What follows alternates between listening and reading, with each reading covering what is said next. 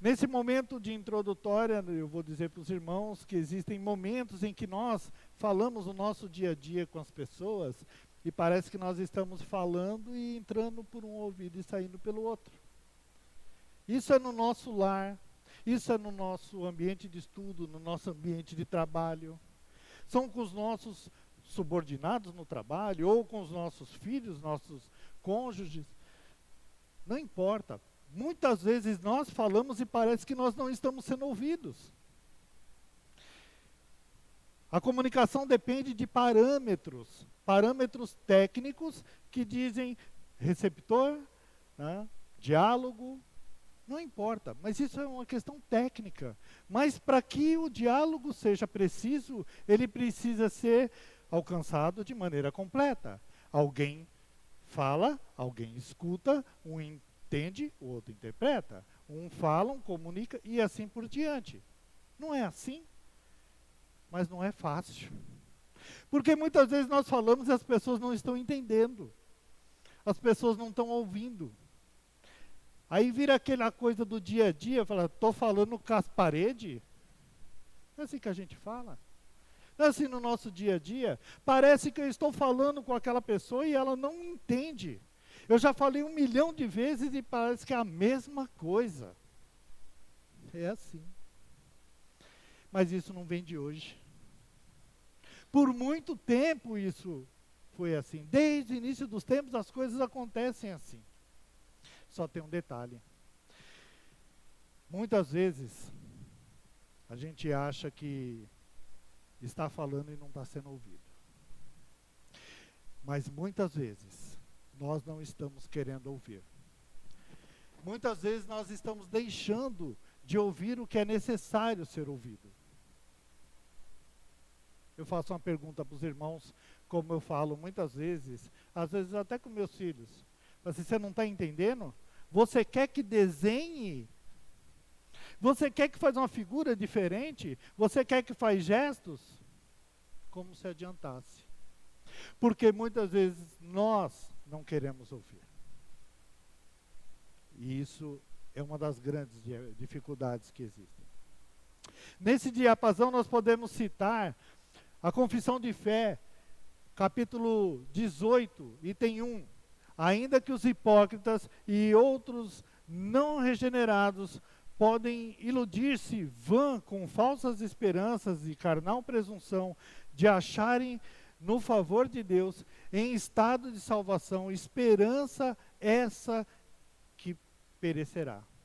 Contudo, os que verdadeiramente creem no Senhor Jesus e o amam com sinceridade, procurando andar diante dele em toda boa consciência, podem nessa vida certificar-se de se acharem em estado de graça e poderem regozijar-se na esperança da glória de Deus, nessa esperança que nunca o envergonhará. E aí eu vou reforçar com o texto de Mateus 7, 24. Todo aquele que ouve essas minhas palavras e as pratica será comparado a um homem prudente que edificou a sua casa sobre a rocha. Quando nós ouvimos a voz de Deus, quando nós ouvimos o que Deus tem para falar, quando nós prestamos atenção em Jesus, nós somos prudentes. E construímos a nossa casa em solo forte, rígido, como já citei várias vezes aqui. Quando nós edificarmos a nossa igreja em sólido terreno, ela jamais perecerá. E não é só a nossa igreja. Quando eu falo a nossa igreja, é a igreja de Cristo. A igreja verdadeira de Cristo, espalhado por toda a terra. Ela não vai ceder porque ela ouve, ela é prudente e ela age como tem que agir. Só que o problema não é quando ela ouve. O problema justamente é quando ela não ouve. Quando muitos deixam de ouvir a voz de Deus. E agora eu gostaria de convidar os irmãos a abrir o texto bíblico de Lucas 19, 41 a 44. Que os irmãos acompanhem a leitura. Lucas 19, versículos de 41 a 44. A palavra de Deus diz assim: quando ia chegando, vendo a cidade, chorou e dizia: ah, se conheceras por ti mesma, ainda hoje, o que é devido à paz, mas isto está agora oculto aos teus olhos. Pois sobre ti virão dias em que os teus inimigos te cercarão de trincheiras, e por todos os lados te apertarão o cerco, e te arrasarão, e aos teus filhos dentro de ti não deixarão em ti pedra sobre pedra, porque não reconheceste a oportunidade da tua visita. Até aí. Amém. Vamos orar? Pai, mais uma vez nós te pedimos, Senhor, para nos acompanhar, Pai, nessa ministração. Usa, Pai, como instrumento seu esse teu servo, Pai. Fala aos nossos corações, a começar em mim, Pai. Fala ao meu coração, Pai, e fala o coração aos meus irmãos, para que todos possamos sair daqui, Pai, edificados na sua palavra. Prontos, Pai, para seguir a sua missão, Pai, realizando ela dia após dia. Mas nós precisamos, Senhor, ser tratados nesse momento. Então, Pai, usa esse estudo, Pai, usa essa palavra para falar aos nossos corações. É o que nós te pedimos, Senhor, em nome do seu Filho amado Jesus. Amém. O povo de Deus do presente que deve conhecer o Deus do futuro. Nós estamos vivendo um momento, e é um momento hoje que a grande maioria das igrejas passam. Momentos em que nós estamos sentados aos bancos das nossas igrejas, simplesmente deixando a palavra de Deus entrar por um ouvido e sair pelo outro. O momento que acontece aqui é logo após Jesus entrar triunfante no templo. É interessante porque Jesus faz uma entrada no templo, seguindo as profecias de Zacarias 9, que diz que haveria o rei que entraria ao seu templo montado num jumento. E esse rei seria o rei maior, o rei supremo. Estava escrito antes, e Jesus procede dessa forma. É interessante nós vermos esse texto, e esse texto ele não é muito diferente em outras versões da Bíblia. Numa das versões fala que quando se aproximou e viu a cidade, Jesus chorou sobre ela. É interessante nós vermos falar de Jesus chorou. Foram poucas oportunidades que Jesus chora, mas aqui ele chora. Ele chora porque ele para do monte, observa a cidade, olha para a cidade e aí ele tem uma visão. A visão de que ele já sabia que aquele povo que ele havia pregado, que ele havia andado junto, havia falado, havia entrado ao templo como rei, que tinha se levantado, não estava ouvindo ele. Jesus olha isso e se compadece e chora.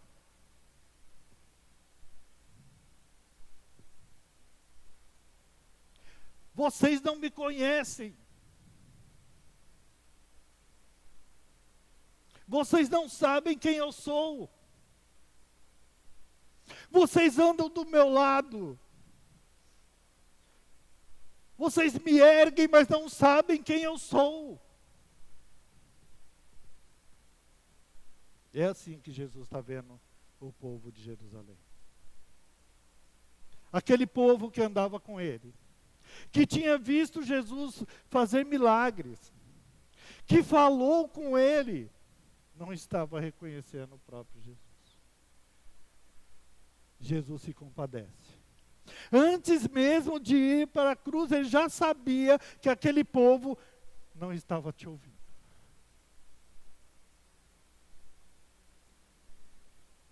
2000 e poucos anos, O que mudou na nossa vida?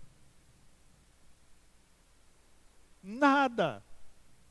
Porque nós continuamos vivendo a nossa vida, ouvindo a palavra, mas não aprendendo. Não praticando. As igrejas hoje estão cada dia mais vazias, mais desanimadas. Eu cheguei hoje de uma reunião de presbitério, onde todos os pastores, todos falaram a mesma coisa. As nossas igrejas estão desmotivadas. As nossas igrejas estão desanimadas. Elas não estão reconhecendo quem é Cristo. Não é assim que nós estamos vivendo hoje? Talvez os irmãos que estão aqui não estão vivendo isso exatamente, mas têm visto isso dia após dia.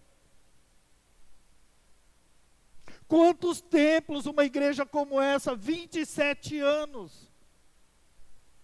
Quantas pessoas passaram por aqui e quantas se afastaram? O povo fez a mesma coisa. Quando Jesus entrou em Jerusalém, o povo gritava. Uns gritavam Hosana. Lucas aqui fala para os gentios, ele usa um texto diferente. Versículos antes, os irmãos vão acompanhar que ele trata um pouco diferente, porque os gentios não entendem o que é Hosana, mas entendem o que é a glória de Deus. Esse povo gentio que estava ali, esse povo que clamava a Jesus, que pedia pelo Messias, que estava preocupado com o seu futuro, não estava reconhecendo. A nossa vida, queridos, infelizmente tem ido de mal a pior. E muitas vezes nós questionamos o próprio Deus, porque nós falamos, Senhor, como o Senhor me coloca dessa forma? Por que isso acontece comigo? Por que eu estou assim? Mas nós não estamos praticando. Nós não estamos vivenciando a palavra de Deus como se deve. Porque quando nós fazemos isso, a vida é diferente.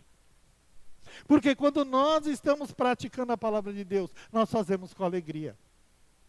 Porque quando nós entramos ao templo, como eu disse hoje no início desse culto, nós estamos entrando muitas vezes cabisbaixos, com as nossas baterias arriadas. Nós temos que vir com alegria. Porque a vida em Cristo, a vida no Evangelho de Cristo, a vida das boas novas é uma vida de alegria, entusiasmo. E se você está vivendo assim dia após dia, você vai viver feliz. Você vai viver sorrindo. Você vai fazer muito mais. A gente precisa começar a deixar essas coisas de lado. E começar a ouvir o que Cristo tem dito para nós. Cristo fala através da palavra, fala através da oração, fala através da comunhão. E o que nós estamos fazendo? Nada. Nos afastando. Quantas obras, quantos momentos de evangelismo que ninguém aparece.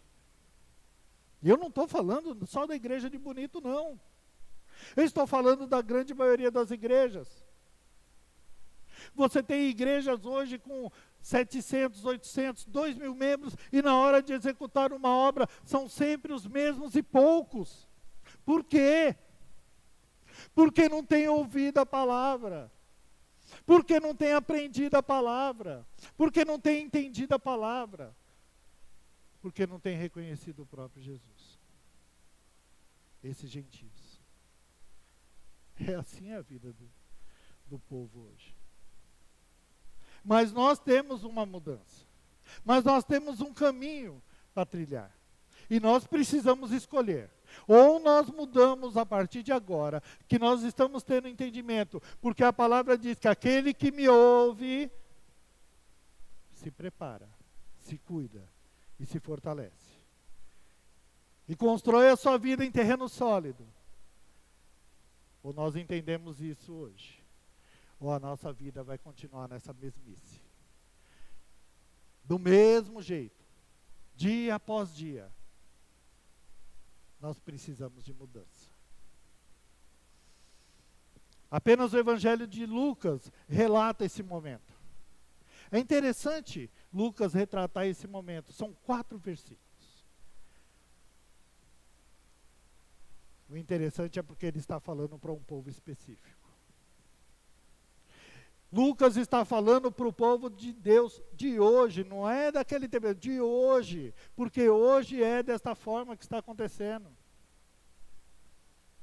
Aquele povo que estava numa euforia, imagina entrar o rei em Jerusalém, num jumento, cumprindo uma profecia, e esse povo eufórico, Hosana, Hosana, Hosana.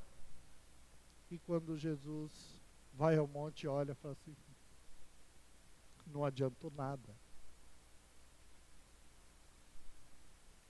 Hoje nós vemos muitas igrejas, com muitas pessoas preocupadas em cantar num grupo de louvor, em fazer um teatro, em fazer alguma atividade extra-igreja. E o Evangelho em si, ninguém está preocupado. Nós precisamos reforçar cada dia mais a nossa doutrina. Nós precisamos solidificar mais as nossas igrejas. Porque ao passo que nós fazemos isso, essa igreja não se esvazia. Não é um erro da igreja de Bonito. É um erro geral. Todas as igrejas passam e estão passando por isso. Por isso nós precisamos de mudança, sim. Nós precisamos de mudança em cada um de nós. Não só no líder, não só no pastor, mas em cada um de nós. O que nós estamos fazendo com a nossa doutrina? O que nós estamos fazendo com os nossos momentos de oração, de adoração? Na igreja e fora da igreja? Porque se nós temos uma reunião de oração e ninguém aparece na igreja, eu duvido que estão orando em casa. Eu duvido. Porque se ele não se presta a orar 1 hora na igreja, ele também não ora 1 hora na sua casa. É simples assim. Porque na sua casa você tem que orar sim, 1 hora, 2 horas, 3 horas, 4 horas. Mas você também tem que orar na igreja. Porque na igreja você ora em comunhão. Porque na igreja você não ora por algo, só por algo específico, você ora por todo o povo. O povo precisa estar unido. A comunhão precisa existir, sim. E não é só no momento da euforia. Não é só no momento de festa. Se nós aqui hoje estivéssemos fazendo uma festa e eu tivesse colocado no grupo que nós teríamos um bolo, a igreja estaria cheia. Ah, tenho certeza disso. Já aconteceram várias vezes. Não é só nesse momento. Não é o momento de festa que nós temos que estar presentes só. Momento de festa também, gostoso, ótimo, vamos abraçar todo mundo. Mas os outros momentos também precisam do abraço. Os outros momentos precisam que nós estejamos juntos. Essa euforia que o povo estava ali. Talvez esse povo estava cansado de ouvir falsos profetas. E quando vê Jesus, não o reconhece. Hoje tem muitas igrejas que estão assim. Hoje tem muitos irmãos que falam, para que eu vou na igreja? Eu vejo tanta coisa, mas tem tanta gente falando tanta coisa. Ora, não importa o que estão falando, importa o que está escrito. Importa o que você está ouvindo. Nós ouvimos tanta coisa no dia a dia e filtramos tanta coisa. A palavra de Deus também tem isso. Porque tem pessoas que estão propagando um falso evangelho. Tem pessoas que estão falando falsas doutrinas. Sim. Mas a nossa igreja despreza a doutrina verdadeira. A Igreja Presbiteriana do Brasil, não só de Bonito, mas é espalhada pelo mundo inteiro, ela fala a doutrina verdadeira. É por isso que os irmãos estão aqui. Porque sabem que aqui tem a palavra certa. Mas nós não podemos ficar só na euforia e entrar e sair do tempo. Nós precisamos aplicar. A palavra nunca volta vazia, mas ela pode ser esvaziada se ela não for aplicada. Essa é a verdade. Nós precisamos aplicar essa palavra. Essa passagem que nós lemos aqui hoje, ela deixa algumas coisas claras. No comentário que Jesus faz, ele se refere ao povo que tinha deixado de observar quem ele era. Mesmo depois de todas as provas, mesmo depois de tudo que ele fez, mesmo depois de todos os milagres, tudo que era tão evidente, e não viram. Simples assim. É claro. Jesus veio para mostrar para o povo quem ele era, mas o povo não quis ouvir. Lucas 19:38 diz que o povo gritava: paz no céu, glória nas alturas, ou nas maiores alturas. Nós estamos tendo esse entendimento? Ou nós só estamos gritando isso e depois simplesmente deixa ao vento? Não podemos fazer mais isso. Não podemos viver a nossa vida assim. Observe que nesse evangelho não foi usado Hosana. A palavra Hosana.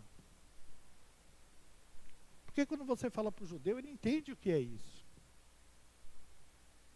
Hoje os irmãos aqui entendem o que é Hosana nas alturas. Mas será que os irmãos vão compreender glória? Será que os irmãos vão conseguir entender o que é a paz? E como que ela vem e como que ela procede na sua vida? É nesse ponto que nós precisamos nos ater. É nesse ponto que nós precisamos estar entendendo o que a palavra de Deus quer nos dizer. O texto de Lucas 19:41, ele traz um tempo verbal do passado. Olha que interessante. Ele fala que Jesus chorou. Queridos, o que existiu no passado necessariamente depende de algo que por lógica aconteceu. É simples, é bem simples. Só que isso quer dizer que algo que foi concretizado gera uma condição no presente, para uma consequência futura. Jesus chorou, não foi um choro por acaso. Não foi um choro, simplesmente ele parou, olhou e falou assim, eu vou chorar. Não é isso. Ele chorou por uma consequência, por algo que estava acontecendo. Por uma condição presente, que essa condição era, estão renegando o que eu estou falando. Não estão reconhecendo. E isso vai ter um impacto no futuro. É isso que está sendo dito. É desse impacto no futuro que ninguém está se percebendo. Esse impacto que nós vamos entender quando nós chegarmos nos versículos seguintes. Jesus, na sua condição de homem, homem divino, ele se esvazia dele mesmo e se permite chorar. Eu tenho certeza que todos aqui já choraram por algum motivo ou outro. Todos aqui já sentiram, tá, uma tristeza, uma profunda tristeza. Mas nós não conseguimos entender o que Cristo sentiu naquele momento. Nós não conseguimos entender que esse choro de Cristo é pela nossa vida. Porque esse choro de Cristo, ele é condicionado ao a nós, ao povo dele. Por um povo que não o reconheceu. Esse povo é aquele que vai chegar no no momento e vai falar: Senhor, eu falei em seu nome, eu estava contigo. E ele vai dizer: eu não te reconheço. É esse povo. E nós vamos estar em qual povo? Nesse povo? Esse povo que não reconheceu ele? Esse povo que esqueceu, que largou ele? Nós precisamos escolher onde é que nós vamos estar. Nós precisamos escolher qual o caminho que nós vamos seguir. E não é amanhã, depois, não. É agora. E é agora. Por que é agora? Porque nós não sabemos quando vai ser o dia final para nós. Ele virá. Mas nós não sabemos quando vai ser. Por isso ele tem que ser o quanto antes. Por isso ele tem que ser nesse momento. Pedimos perdão para Deus dos nossos erros. Nós fizemos isso agora em instantes. Agora é a hora de nós aplicarmos aquilo que nós pedimos lá atrás. Senão não vai valer de nada. Senão vai ser só palavras que vão entrar por um ouvido e sair pelo outro.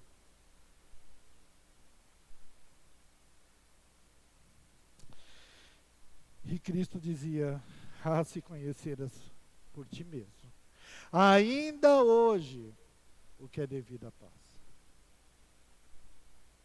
Ainda hoje. Eu não consigo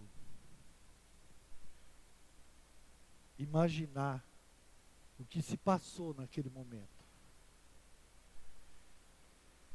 De repente Jesus viu tudo o que estava acontecendo, desde o início dos tempos, até aquele momento, passando pela sua crucificação e até o fim dos tempos, porque ele conhece tudo, e ele viu exatamente o que ia acontecer conosco. E por isso ele chora.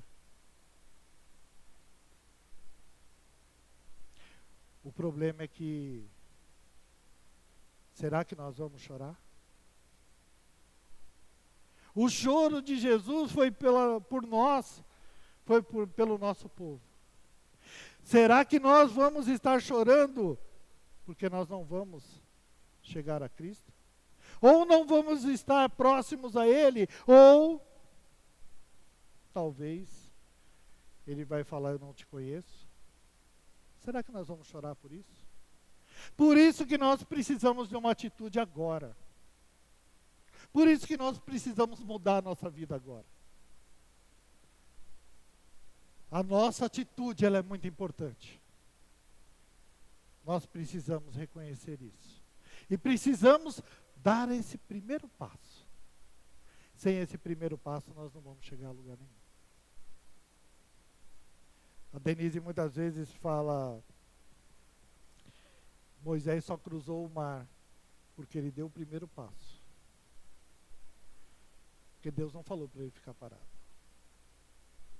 Assim como também diz para nós: não pare, siga em frente.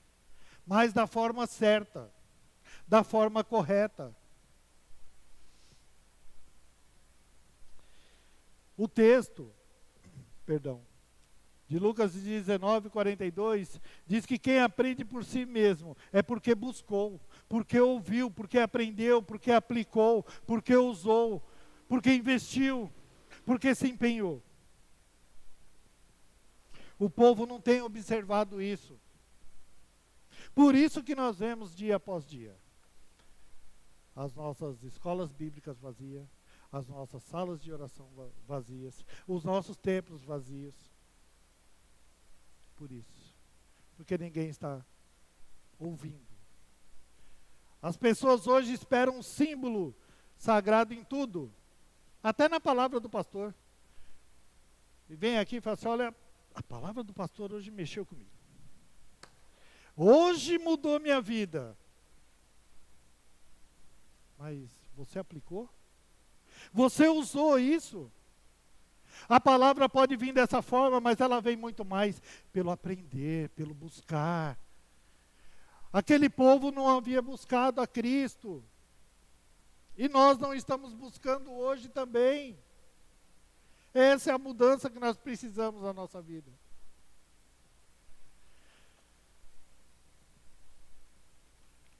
Os textos de Lucas 19, 43 e 44, eles são a consequência do que vem pela frente. De um povo que vai ser reprimido, um povo que vai ser achatado, que vai viver em trincheiras, que vai viver preso, isolado, que vai sofrer as consequências até ruir essa cidade. Nós estamos vivendo esse tempo. Nós estamos vivendo esse tempo em que tudo pode nos oprimir. Aí a primeira coisa que a gente faz é ir para as trincheiras.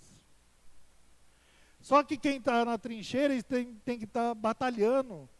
E muitos estão nas trincheiras escondidos, esperando algo acontecer. Está escondidinho lá, ele se esconde.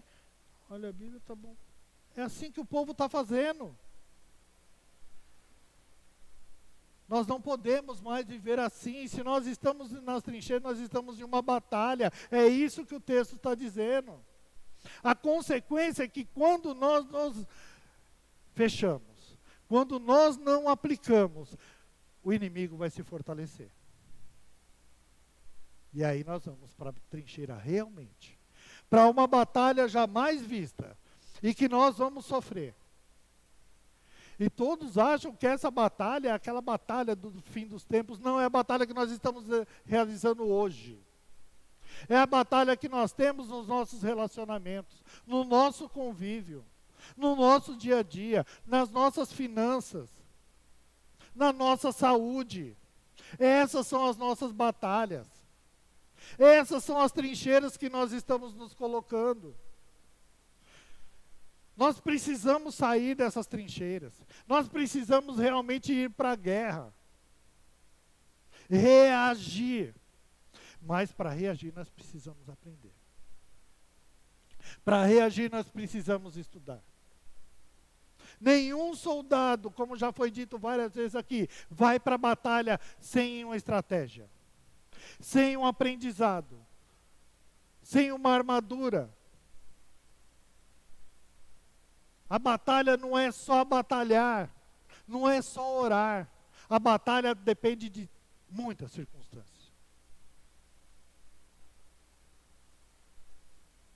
Você já colocou o seu aparato de guerra? Já se revestiu? Já colocou a couraça, o capacete, as sandálias, o cinto?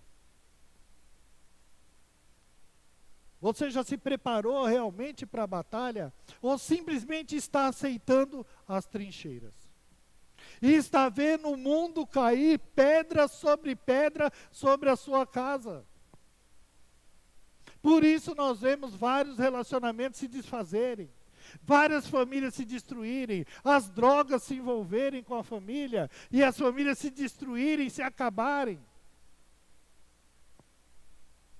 Porque estão esperando, porque estão entrincheiradas e não estão reagindo. Essa é a pura verdade. Nós precisamos mudar isso. Mas isso depende de nós. Nós, como conhecedores da palavra, nós, como pessoas que conhecem a Cristo, precisamos nos levantar. E quando eu falo levantar, não é levantar para ir para essa guerra, essa confusão e essa badernaiada que está por aí por causa da política. Não é isso. É viver um evangelho diferente, com envolvimento e uma participação muito maior. Queridos, eu vou citar um exemplo, apesar de não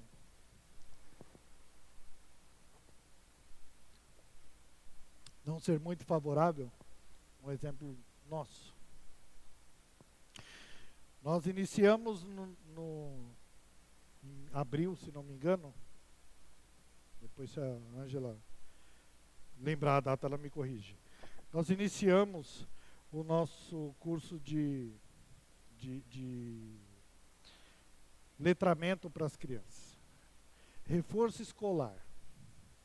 Autorizado pela Secretaria de Educação. Tivemos aqui dias que nós tivemos mais de 20 crianças. E essas crianças aprendendo, foram sendo reinseridas na escola, né? foi reduzindo, tem outras crianças, ou seja, passaram por aqui cerca de praticamente 60 crianças de abril até agora. Quantos irmãos participaram dessa obra? Poucos. Muito poucos. O único aqui que eu justifico a ausência é a Ângela, porque ela teve bebê, estava grávida, estava no final da gravidez. Agora, e os outros? Quantos evangelismos foram feitos na nossa igreja este ano? E quantos participaram? Isso está para cada um.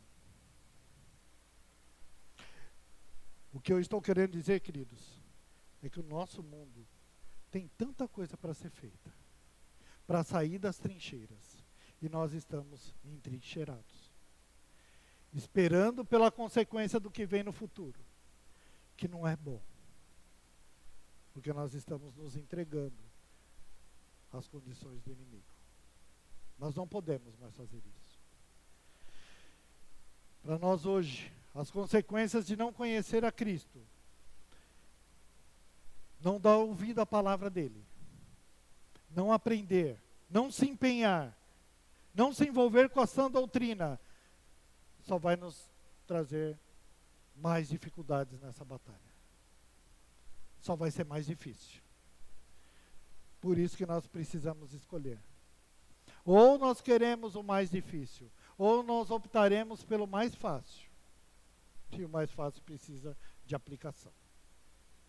Acontece que 90% das igrejas hoje, as pessoas não querem responsabilidade. Como eu disse, eu estive na reunião do presbitério e todos os pastores reclamaram das mesmas coisas. Falta de comprometimento, falta de envolvimento, falta de compromisso, falta de responsabilidade. Ninguém mais quer isso. A gente acha que a gente já tem tanto no nosso dia a dia, que a gente fala, eu não preciso de mais um problema para a minha vida. Deixa lá. É obrigação do pastor. O pastor está lá para isso. O pastor ganha para isso. Como se o pastor não tivesse família, não tivesse finanças, não tivesse que cuidar dos outros irmãos da igreja. A responsabilidade é de todos. A responsabilidade não é só de um. Eu citei aqui a posição do pastor, mas as igrejas estão levando esses problemas para os líderes. Todos os líderes, líderes de família, líderes de casais, líderes de todas as espécies. Ele não quer mais o problema, ele pega o problema e leva para alguém e fala assim, resolve para mim. Ah, se conheceres por ti mesmo ainda hoje, o que é devido à paz. Porque quando nós reconhecemos a Cristo, a paz vem junto com ela. Ele é a paz da nossa vida. É Ele que traz isso para nós. É Ele que proporciona isso na nossa vida, mas nós precisamos buscar. Nós precisamos nos envolver com isso. Não podemos ter a dimensão do choro de Jesus. Mas nós podemos ter a certeza de que Ele chorou pelo preço que Ele estava pagando por nós. Nós nunca vamos imaginar isso. Nós jamais vamos entender o que isso significa. Sabemos que é alto, mas nós não vamos ter a dimensão disso. Se Jesus, mesmo antes de padecer na cruz, já tinha chorado por nós, me surge uma pergunta.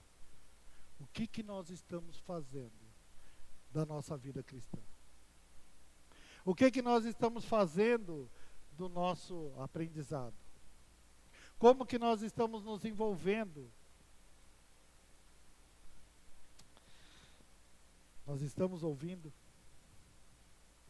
Nós estamos parando para ouvir? Para concluir, eu queria destacar 3 reflexões sobre o povo de Deus do presente, que deve conhecer o Deus para o futuro. Ouça. As boas novas estão te esperando. A obra, a Bíblia, o estudo. Pergunte, questione, se envolva, aprenda, faça cursos. Eu conheço pessoas que estão fazendo 4 cursos simultâneos. Não é nada fácil, mas tem sido muito edificante. Nós precisamos pensar nisso. O que é que nós estamos fazendo do nosso tempo? Nós estamos otimizando ele verdadeiramente? Ou estamos só deixando passar? Basta querer, queridos. Basta querer. Porque quando nós queremos, nós pedimos a orientação de Deus. Ele nos conduz, Ele nos direciona para isso. Um outro ponto para nós refletirmos sobre o povo de Deus, do presente, que precisa conhecer o Deus do seu futuro, é que existem condições que tendem a nos afastar de Cristo. Essas condições são nós mesmos. As condições são rejeitar tudo aquilo que Ele nos dá. O comprometimento, o envolvimento, a nossa igreja. Nós estamos nos envolvendo verdadeiramente. Nós estamos aplicando aquilo que nós estamos aprendendo. Meus queridos, nós criamos essas condições para nós mesmos. Nós criamos esse problema. Me permitam fazer uma parte. Tem um pastor, Cláudio Duarte, eu acredito que os irmãos conheçam. Ele fez um comentário uma vez e eu achei interessante. Ele fala assim: o caboclo vai lá, faz um monte de compra, faz um monte de dívida, aí depois ele fala assim, ó, o diabo que fez na minha vida, olha o que ele está fazendo na minha vida. Eu falei, o diabo que fez? Poxa. Assim, coitado do diabo, que nem culpa teve no cartão, está levando culpa por algo que ele não faz. Porque nós escolhemos aquelas coisas erradas. Nós escolhemos fazer aquilo que nós não devemos. É nós que criamos essa condição. E isso que é o pior de tudo. Sabe por quê? Porque nós fazemos conforme a nossa vontade, não conforme a vontade de Deus. Porque quando nós fazemos conforme a vontade de Deus, nós pedimos orientação para Ele e fazemos o que é certo. Nós não fazemos aquilo que nós queremos, portanto, não entramos em confusão. É assim que funciona. Nós estamos vivendo nossas vidas como os gentios. Vivendo de euforia, vivendo de gritaria, vendo os milagres acontecer e simplesmente não fazendo nada, não mudando nada. Nós precisamos prestar mais atenção no que nós fizemos e no que nós estamos fazendo. O último ponto para refletir sobre o povo de Deus do presente, que precisa conhecer o Deus do seu futuro, é o tempo. Jesus parou num lugar alto, no Monte das Oliveiras. E de lá ele via toda a cidade, toda Jerusalém. Ele parou para olhar para nós. E agora eu digo para os irmãos, nós estamos parados aqui, olhando para Ele, que é o nosso foco. Ele está nos vendo, mas nós estamos vendo Ele. Nós estamos usando Ele como alvo. Porque se nós estivermos usando Ele como alvo, e estivermos nos focando nele, nós vamos seguir na direção certa. Nós precisamos, de uma vez por todas, entender isso para sair das nossas trincheiras. João 5, 24 e 25 diz: em verdade vos digo, quem ouve a minha palavra e que, naquele que me enviou, tem vida eterna e entra em juízo, mas passou da morte para a vida. Em verdade vos digo que vem a hora, e já chegou, não é depois, ela já chegou. E os que estavam mortos ouviram e viveram. Chegou é agora. É o tempo é agora, não é depois. Não ouvimos nem vemos o que Jesus tem para a nossa vida. Não é porque Ele não mostrou, é porque nós não queremos ouvir. Nós não queremos o compromisso. Mas existe um tempo determinado para tudo isso. Um tempo determinado pelo Senhor para nós tomarmos a decisão. Esse tempo é hoje. Não vamos deixar para amanhã. Não vamos deixar para amanhã porque pode ser muito tarde. Nós não podemos deixar para depois, porque nós podemos sucumbir ao inimigo. Como foi citado aqui alguns dias atrás. Um sobrinho jovem, 27 anos, se enforcou. Num dia estava bem. No outro, estava enforcado. Sucumbiu ao inimigo. Estava numa trincheira e não conseguiu sair dela. Para ele, pode ter sido tarde. Nós não vamos entrar nessa teologia, mas o tempo pode ser curto.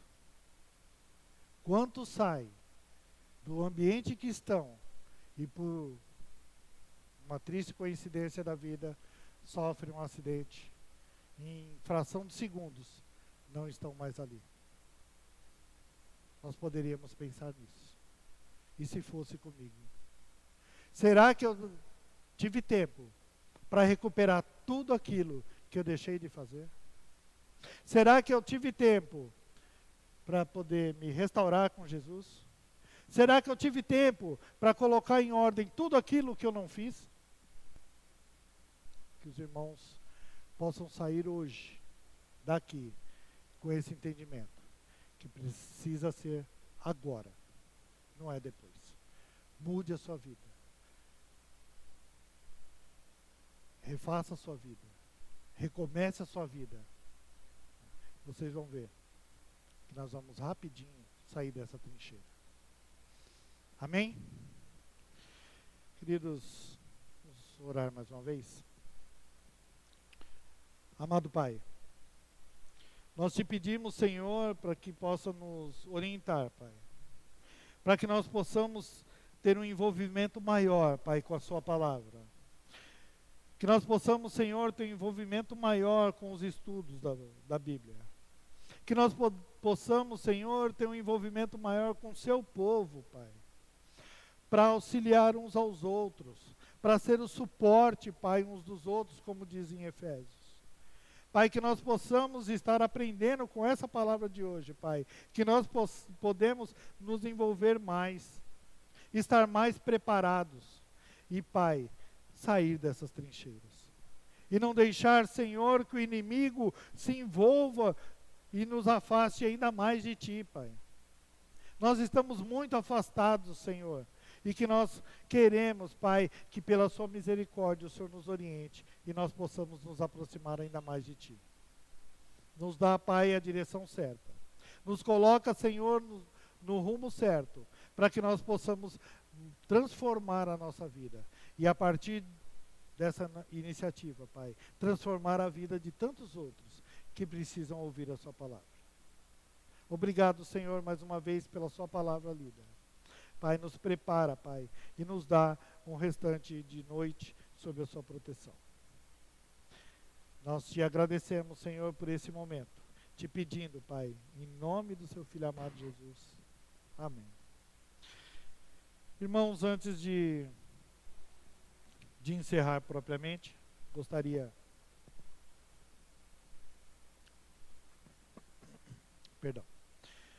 de agradecer a presença dos nossos visitantes. Tá? Sejam muito bem-vindos. Aproveitem bem da nossa cidade, né? Que a nossa cidade possa acolhê-los com grande amor, com grande carinho, muita atenção, tá? Vamos conversar no final. Peguem o meu telefone, precisarem de alguma coisa, nós estaremos aqui à disposição. Ok? Sejam muito bem-vindos. Obrigado pela presença, tá? Transmitam um abraço fraternal da Igreja de Bonito para a igreja de vocês, tá? E vamos manter contato, ok? Essa semana agora nós vamos iniciar nossa semana de oração. Todos os dias, às 19 horas, estaremos aqui no templo orando.